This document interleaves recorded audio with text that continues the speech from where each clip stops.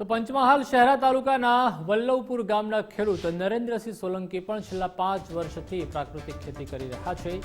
રાસાયણિક ખાતરથી લાંબા ગાળે જમીન બગડતી હોવાથી અને આર્થિક સંકળામણનો બોજો વધતો હોવાથી તેઓ પ્રાકૃતિક ખેતી તરફ વળ્યા। નરેન્દ્રસિંહ પ્રાકૃતિક ખેતી માટે જીવામૃત, બીજામૃત અને ઘનામૃત જેવા પ્રાકૃતિક ખેતીના કુદરતી રસાયણો જાતે જ બનાવે છે અને ખેતીમાં મબલક ઉત્પાદન અને નફો મેળવી રહ્યા છે। સાથે સાથે પ્રાકૃતિક ખેતીનો સૌથી મોટો ફાયદો પ્રદૂષણને અટકાવવાનો અને ગ્લોબલ વોર્મિંગની અસરને અંશે ઓછો કરવાનો છે। ત્યારે આજથી 5 વર્ષ અગાઉ નરેન્દ્રસિંહે આત્મા પ્રોજેક્ટ હેઠળ આયોજિત કરવામાં આવેલ પ્રાકૃતિક કૃષિ તાલીમમાં ભાગ લીધો હતો અને ત્યારથી જ તેઓ પ્રાકૃતિક ખેતી કરવા માટે પ્રેરાયા હતા। તો નરેન્દ્રભાઈ પ્રાકૃતિક ખેતી કરીને જિલ્લાના અન્ય ખેડૂતોને પણ પ્રેરી રહ્યા છે।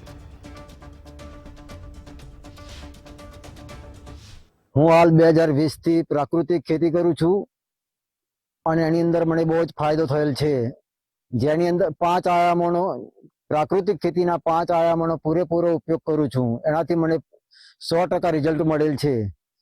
પહેલા હું બાપ દાદા વખતથી ખેતી કરતા, એમાં રાસાયણિક ખાતર ને બધું વાપરતા અમે। મારે દર વર્ષે 40 થેલી યુરિયા જોઈતું હતું। અત્યારે 5 વર્ષથી મારા ઘરે એક બોરી બી યુરિયા લાવતા નથી અમે। અને આ પ્રાકૃતિક ખેતી કરવાથી મને ખૂબ જ લાભ થયેલ છે। પહેલા અમારે 30,000 થી 40,000 રૂપિયા ખર્ચો યુરિયા, ડીએપી અને પેસ્ટિસાઇડમાં જતો હતો। અત્યારે મારે બિલકુલ ઝીરો બજેટ ખેતી થઈ ગઈ છે। નહીવત જેવો મારે ખર્ચ જીવામૃત, ઘન જીવામૃત, 10 પરની અંક, બીજામૃત એ બનાવવા મારો નહીં જેવો ખર્ચ થાય છે। પહેલા રાસાયણિક કરતામાં બહુ ખર્ચો થતો, અત્યારે મને બહુ જ ફાયદો થયેલ છે। અત્યારે મારે સાથે ઝીરો બજેટ, ઝીરો ખેતી ખર્ચો ઝીરો થઈ ગયેલ છે।